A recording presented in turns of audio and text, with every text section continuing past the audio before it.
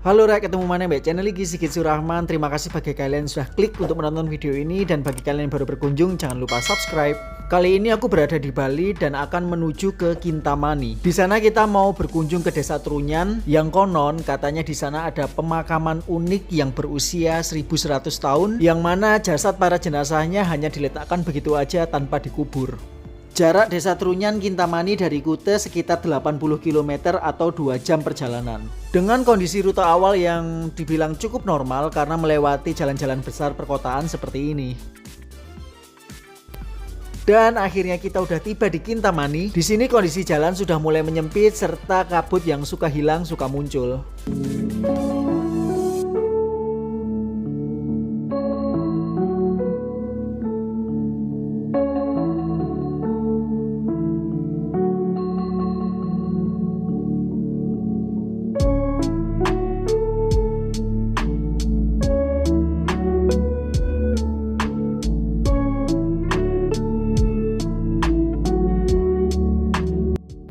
Kintamani merupakan daerah di Kabupaten Bangli Rek, yang merupakan dataran tinggi dengan ketinggian kira-kira 1050 meter di atas permukaan laut. Sehingga kondisi udara di sini relatif sejuk dan dingin. Dan setelah tiba di Kintamani, saatnya kita menuju ke lokasi tepatnya, yaitu Desa Trunyan. Desa Trunyan merupakan desa yang berada di tepi Danau Batur, sehingga untuk mencapai lokasi kita harus turun menuju tepian danau. Untuk detail arahnya kalian bisa browsing melalui Google Map Rek. Dan semakin dekat dengan tujuan, kondisi jalan akan seperti ini.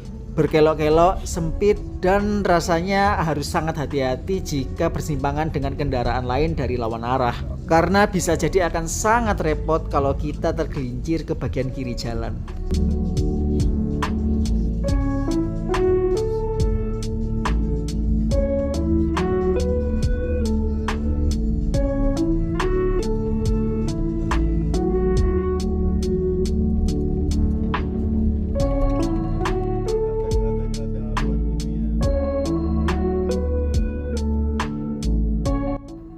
Pada akhirnya kita tiba di Desa Trunyan Rek. Desa ini bisa dibilang paling ujung sih dari perjalanan menyusuri tepian Danau Batur. Kondisinya sejuk dan relatif sunyi. Akhirnya kita udah tiba di Desa Trunyan. Ini kita ada di tepi Danau Batur. Nah, kita rencananya mau nyebrang pakai perahu boot atau perahu motor punyanya warga lokal. Kita kena harga 700.000 per perahu motor, itu kapasitasnya bisa sampai 8 orang. Jadi bagi kalian kalau misalnya ke sini dan rombongannya semakin banyak, maksimal hingga 8 orang, maka patungannya akan semakin murah Rek. Oh ya, selain itu kita juga memakai jasa pemandu dari warga lokal Rek, dengan biaya 50.000 yang nantinya akan menemani kita selama di pemakaman Desa Trunyan.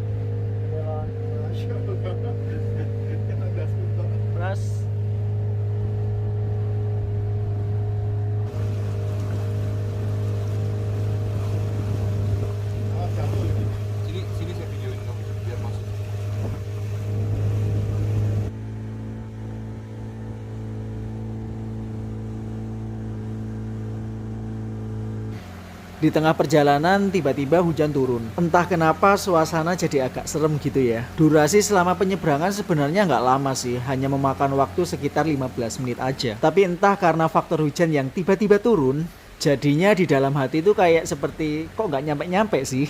Atau ya mungkin begitulah Kintamani. Tiba-tiba hujan, tiba-tiba reda, atau kabut yang tiba-tiba muncul, tiba-tiba hilang. Nah, akhirnya kita udah tiba di dermaga pemakaman Desa Trunyan Rek. Kita akan bersandar dan menepi di situ dan kemudian melanjutkan perjalanan. Oh ya, setibanya di dermaga kalian harus menulis di buku tamu seperti ini. Dan jika kalian berkenan, kalian bisa memberikan donasi seikhlasnya. Saat itu sih aku memberikan donasi 50.000 untuk rombongan kami. Ini sifatnya sukarela ya Rek. Jadi untuk masalah nominal itu terserah pada rombongan kalian. Di Trunyan ini sebenarnya ada 3 macam makam Rek. Dan makam yang sering dikunjungi para wisatawan ini adalah makam yang paling baik, di mana para jenazah yang disemayamkan di sini telah memenuhi berbagai macam kriteria. Khusus orang Trunyan, di samping itu dia sudah pernah berkeluarga, sedikit pun tidak ada luka cacat waktu dia meninggal, baru bisa taruh di sini. Kalau ada orang meninggal itu misalnya anak-anak, lanjut usia belum pernah nikah kawin, itu beda tempatnya. Meninggal kecelakaan juga beda tempatnya. Jadi desa Trunyan di sini itu memiliki 3 tempat kuburan. Yang pertama di sini itu dianggap kuburan suci, yang kedua itu kuburan anak-anak dan orang lanjut usia belum pernah nikah kawin, yang ketiga itu meninggal kecelakaan bunuh diri misalnya ada, itu namanya salah pati dan ulah pati. Jadi desa Trunyan di sini itu memiliki 3 tempat kuburan yang bisa dikunjungi oleh wisatawan. Itu khusus kuburan yang ini, kuburan suci, yang sudah berkeluarga, sedikit pun tidak ada luka cacar waktu meninggalnya, baru bisa taruh di sini. Yang sudah saya katakan tadi, mayat-mayat di sini itu tidak sama sekali ada bau karena terap sama akar pohon tarungan. Oke, silakan.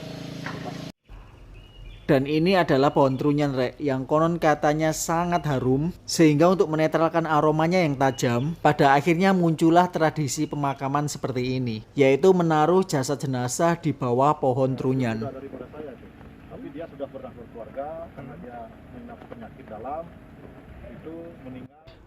Jumlah jasad yang diletakkan di bawah pohon trunyan hanya 11 jenazah. Sehingga jika ada jenazah baru, maka jenazah yang paling lama akan dipindahkan, tulang belulangnya ditumpukan sebelah sini. 2 minggu, 3 minggu tuh biasa keluar ulat lah. Apalagi musim hujan, itu biasa keluar ulat. Oh ya, saya baru ngeh ternyata di sini banyak sekali uang tercecer seperti ini loh. Dan setelah dijelaskan oleh beli pemandu, warga lokal yang menaruh uang di sini maka akan dilimpahi keberkahan. Dan sepertinya kepercayaan itu sama tuanya dengan keberadaan makam ini, Rek. Hal itu terbukti sih dengan banyak ditemukannya koin-koin kuno yang nggak kita jumpai di era sekarang. Saya dulu ke sini sama bambunya, tulang-tulangnya. Nanti kalau sudah ada upacara, tulang-tulang di sini tuh dibersihin, dikumpulkan di sana.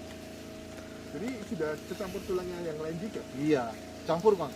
Tulang-tulang Bang. Enggak kita tahu si A, si B kalau sudah jadi tengkorak. Berarti kayak abang sendiri, istrinya yang mana nggak tahu? Nggak tahu sekarang. Kalau masih di sini kita tahu. Terus kalau mau ziarah? Ziarah ya? Ziarah tetap dari rumah Bang. Oh, dari rumah. Dari rumah ziarah. Tapi Bukan kalau di sini gitu ya? misalnya anggota keluarganya yang dari sini karena udah lama dipindah ke sini, pihak keluarga diberitahu nggak? Nggak, beritahu. langsung tiba-tiba hilang gitu. Oh, udah terganti orang lain Nggak gitu. diberitahu, padahal kita ikut nganter mayat yang baru ke sini itu. Biarpun keluarga saya itu kita nggak berani ngomong, Nggak berhak dong. nggak berhak karena ada Aturan. wadah di sini. Oh. Ya, patut ini diambil, silahkan diambil.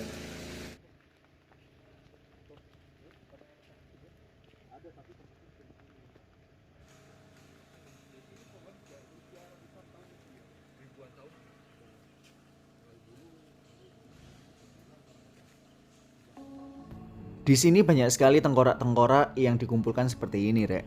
Dan kalau sudah seperti ini, anggota keluarga dari jenazah pun tidak mengenali identitas siapa pemilik tengkorak ini. Jadi seperti yang dikatakan oleh beli pemandu tadi, untuk ziarah dan doa cukup dari rumah. Oh ya, bagi kalian yang ingin berfoto untuk mengambil kenang-kenangan dengan tengkorak para jenazah ini sangat diperbolehkan kok, Rek. Dan berlaku dimanapun, apalagi tempat pemakaman seperti ini, untuk sopan santun dalam berperilaku dan bertutur kata supaya dijaga dengan maksimal. Dan satu larangan keras saat berkunjung ke makam ini adalah jangan mengambil apapun dari sini untuk dibawa pulang, atau hal-hal fatal bisa saja terjadi. Oh ya, sudah semakin mendekati akhir video, saya akan share kepada kalian, Rek, biaya apa aja yang diperlukan untuk tiba di pemakaman Trunyan. Tips untuk mendapatkan harga perahu motor terbaik adalah jangan segan untuk menawarnya. Kali pertama harga yang ditawarkan kepada kami adalah 1 juta per perahu motor. Namun setelah tawar-menawar disepakati harga di angka 700.000. Ya wes, Rek, sekian dulu video dari saya kali ini. Semoga bermanfaat bagi kalian yang berencana untuk mengunjungi keunikan Desa Trunyan, Bali.